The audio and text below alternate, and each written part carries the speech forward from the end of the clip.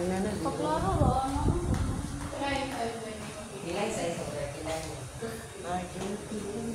So the second one is kids learning. So this part is supported by general pero wala man siya.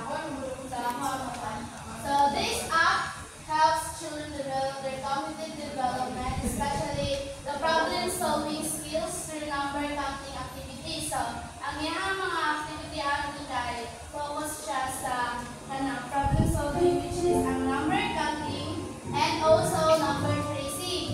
So maka-improve po siya ang creativity and fine motor sa bata kay naa siya mga coloring pages or coloring books, and it can also improve recall and recognition. So ang project goal sa app is maka-improve siya or maka-develop siya of the problem-solving abilities through engaging activities like number counting, katong coloring, o number tracing. It can also improve their critical thinking skills, which is this app aims to make learning problem-solving fun and accessible for preschoolers. So the process, first we have to open the app, which will proceed to the main menu or game selection screen. So step 2 niya is you will gonna choose activities which nakaka-catch up sa mga attention. So the next or the third one, you will gonna play the activity na yung choose, and mag-proceed na siya to mga number tracing baron or kung saan yung mga napili. So yung advantages, we have educational opportunities.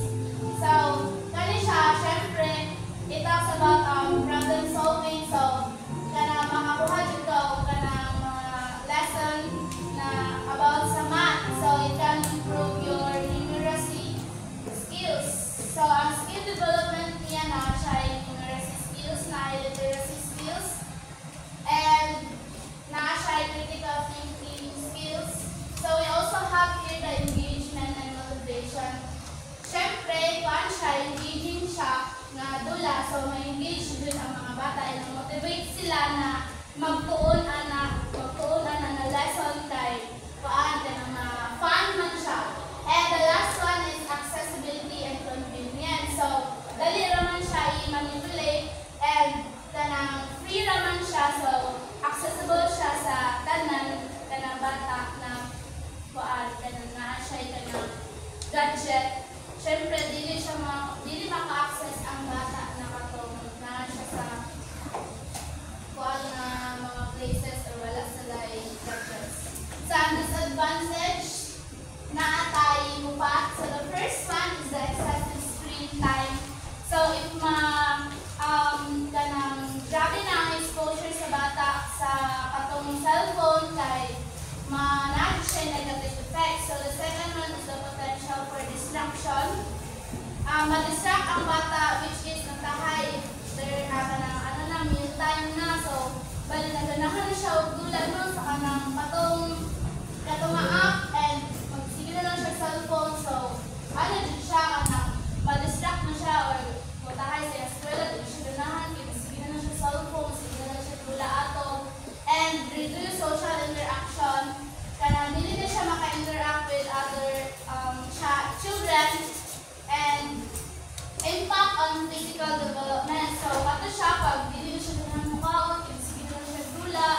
So naa siya yung negative effects sa iyang physical, and also dili na sa physical kato sa iyang tibuok dyan na kanang health niya.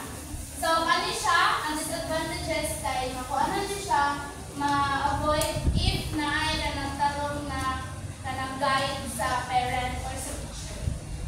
So key considerations, we have the moderation is crucial. Syempre, kanang dapat na siya guide para kanang malimit lang ang iyahang kanang exposure sa katong cellphone or sa katong app, para kanang siya ba, dili makakuha ng negative effects sa bata. And also parental involvement. Syempre, importante din siya kay para kanang na-guide ang bata para dili siya magpakakaon ng tuklo kay wala siya kabalo, and then